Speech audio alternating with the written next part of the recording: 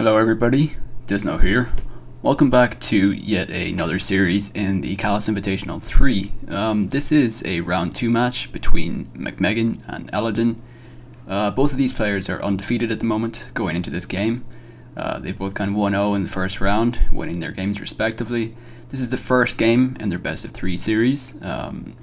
Looking forward to this one. I think these guys are like right at the top. You know, these are some seriously high level players, so looking forward to see this game. So I'm just going to play it now on slow here. Okay, so McMegan gonna lead Tar and Elodin gonna lead Gengar. Okay, not the best lead ever with all the lead pursuit Tars everywhere, but we're gonna see a turn 1 hypnosis.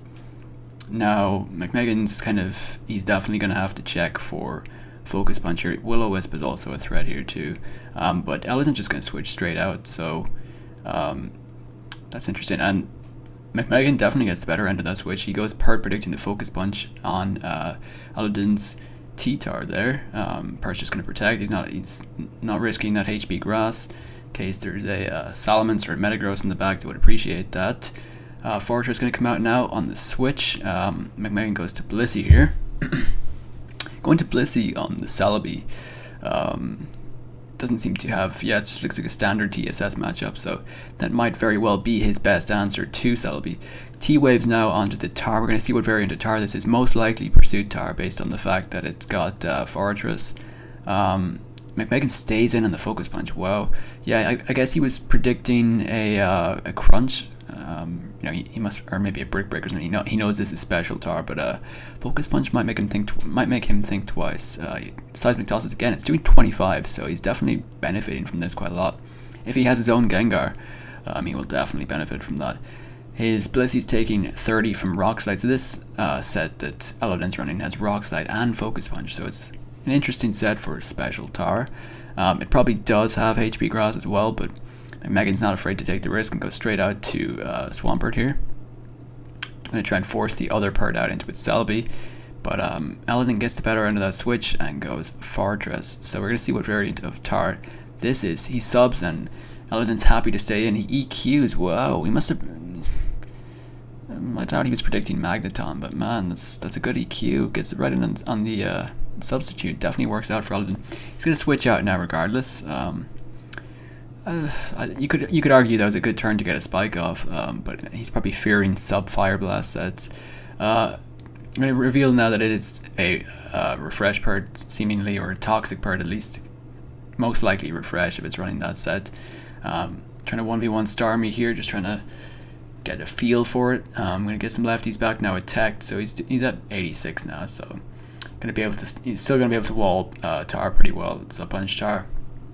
We're going to see Rachi come out now for McMegan on the opposing Celebi. So, what variant of Rachi is this? It's Sub. That's immediately very scary for Elodin.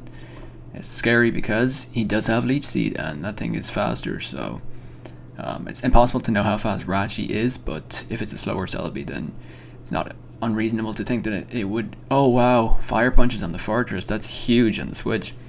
Does McMegan not have CM? I feel like if he had CM, he would have gone for it there. Elodin's not running he's not running a Blissey here. It's one of those teams that's just like super Moltres weak. Probably has like maybe Arrow last or something like that. I guess Lead Gar might suggest something else, but I'm not sure. Ice Punch from Gengar, is that his best way of breaking the substitute? Is he even trying to break the substitute? What's he trying to do? Is he trying to bait something? Ice Punches again. He gets a crit this time. If he has Wisp, McMegan's going to be prompted to switch out here, but he just subs because it's the safest play. If that didn't break, he could always just press sub again on the next turn, so no real worries here for McMegan.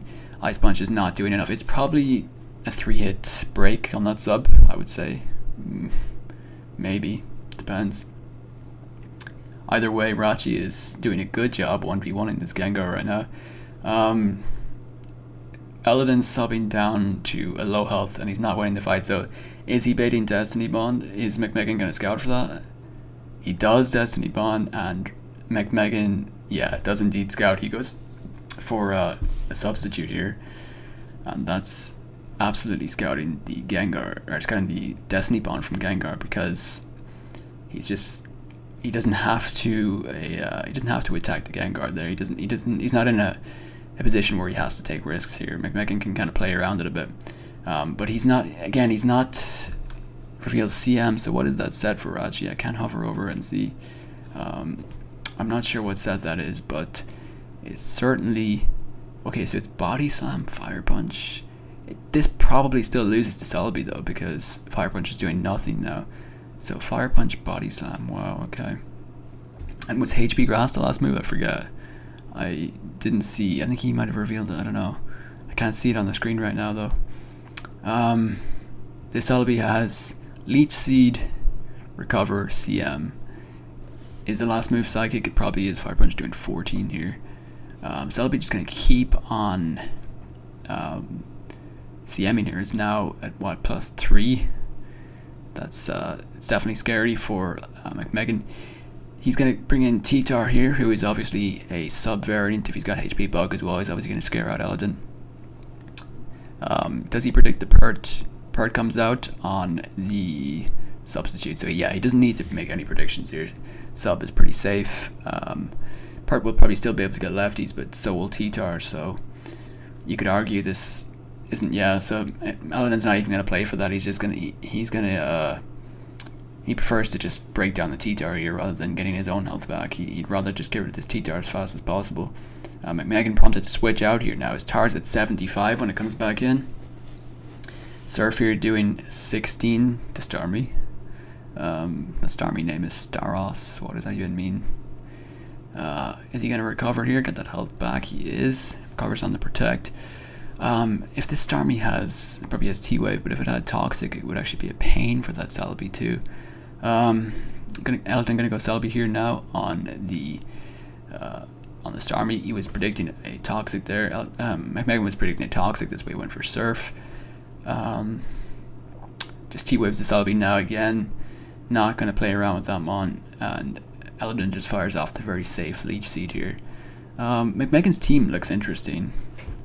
Last Mon almost definitely gotta be Dougie, right? But it looks like some sort of special offense team that's kind of like, it's a bit grounded as well. Does he have any earthquake resistances? Maybe something that's flying. I would definitely have a levitating choice in there. Probably Gengar, maybe like a Boom Gengar or something. I don't know. You'd want at least one EQ resist, right? I guess with bulky Starmie and Swampert, he's not too bothered. We're going to see the same war again here between Jirachi and Celebi. Both guys seem pretty happy to just stay in and click buttons here. McMegan now going to go to Tyranitar on the Celebi. It's now at +3 again. Tyrannosif. I'm not understanding these nicknames. Is he going to predict the Pert this time? He is. He's going to go Focus Punch on the switch. And now the Swampert is much lower than T-Tar. It was a bit more even last time, but now it's 88 HP to 31, so McMegan is winning this one in the long run, and he has the everlasting wall to Swampert, which is of course Starmie. Bulky Starmie just against Refresh Pert, it can just go all day. McMegan predicts Elodin to predict the Recover there, and actually just surfs on the Toxic. That was a really nice play. Does Elodin really want to hold on to this Pert? He does. He's not even going to protect here. He predicts the Recover. So he wants to keep Pert alive. It's not really doing much, but we'll see how that works. Keep in mind as well, Fortress is at around 26, I believe. So, yeah, a couple of Mons here who are really on their deathbed for Elodin. T-waving the Celebi again. Here we go again. This exact same sequence. This time Elodin gets the prediction right. He Leech Seeds the Tar. He's definitely going to benefit from that health. And on top of that, Tar is getting shipped. He's going to have to switch out, I presume. Switches out into Jirachi again. And Elodin's going to go out to Swampert on the Jirachi. So Elodin's going to get back some leftovers here. Either the much needed leftovers is why he kept the Swampert around. He has Protect, but he's not going to use it. And it does indeed have HP Grass. I think he revealed that earlier, but I kind of forgot about it. So it's Body Slam, Sub Body Slam, Fire Punch, HP Grass. It's an interesting set. I presume you can only run that type of stuff with like special T-Tar, so he's probably leading, or like with some sort of Gengar control. I guess. So you've got Starmie and Blissey there as well. Tar going to come back in on the Celebi, and Elodin does predict that getting the Leech Seed off, but I don't think he can do that all day long, and Tar is getting 6 HP every time, so you know, it's not a war that Elodin's winning here. He's going to have to make some smarter plays. He's going to get Pert back in here, another 6% that he's going to get, and he may even be able to protect if he wants to. He's just going to go back at the Celebi. He doesn't want to play around this Rachi anymore. Rachi doesn't really chip Celebi too bad, but Elodin is not kind of... I think he just wants to win the PP war side of things here. He's just going to force Rachi to switch out every time.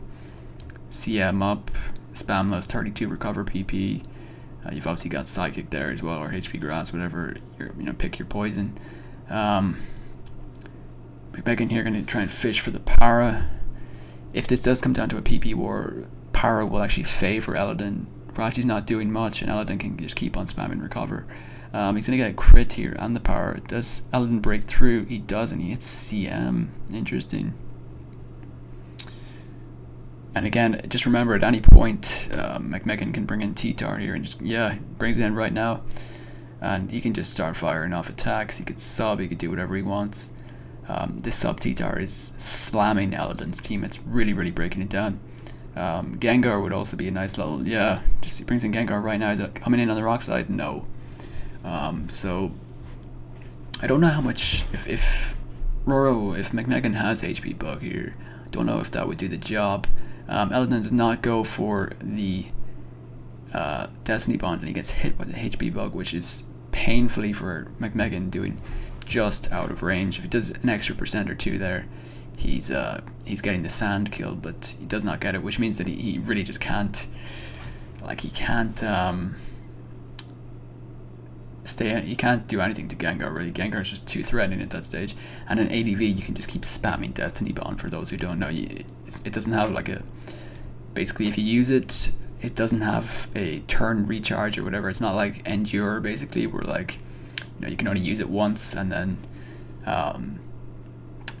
then you've got to switch out or whatever, like you're taking a 50-50 on the next turn. You can just keep on using it. Roro goes for a rock slide there and gets a very lucky crit, and then gets another crit with HP bug, and I think that's too much for Elodin. I think Roro won that one long term anyway with T-Tar, so that's why they're both saying GG in the chat, even despite that little bit of luck at the end there. But I think those crits just accelerated it a bit. I don't really see what Elodin's path was there. I'm going to be honest, I don't really like that team. I don't really see what the point of that team is. It just loses to too many special offense type things. Mono Psychic Celebi just does not beat Super Rachi and whatnot.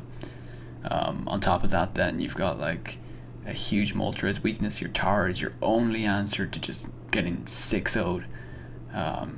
Although you may have something else in the back. It's probably like Dougie or something, honestly. Could be another rocker like Arrow, I guess, but hard to tell. So that was an interesting one. I think that one was kind of fairly team-based. I think both players, Megan especially, definitely played optimally. He found a path to victory through sub-focus sponge Tar, and just did exactly what he had to do to win. He had the matchup win there as long as he played well, and he did play well. But anyway, we're going to go into round 2 with Roro taking a 1-0 lead.